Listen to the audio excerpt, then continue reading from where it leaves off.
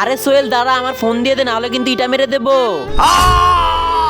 আরে তুই এটা কি করলি? নে তোর ফোন নিয়ে যা এখান থেকে, ভাগ। আরে দাঁড়াও, তোমরা কই যাইতেছো? আরে এসব তো তোর জন্য হয়েছে, আমি চলে গেলাম। আরে হাঁপিয়ে গেছি, গলাটাও শুকিয়ে গেছে, এই কল থেকে পানি খেয়ে নেই। আরে হ্যাঁ, এই কল থেকে রক্ত কেন বাইরে হইতেছে? কিন্তু এটা তো সাহেলের ঘর।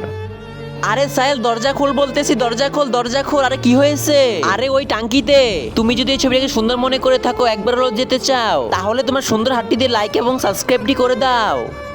পুলিশ! আরে ভিতরে পুলিশ এসে পড়েছে, জলদি করে গেট লাগা, তোকে সব আমি পরে বলবো।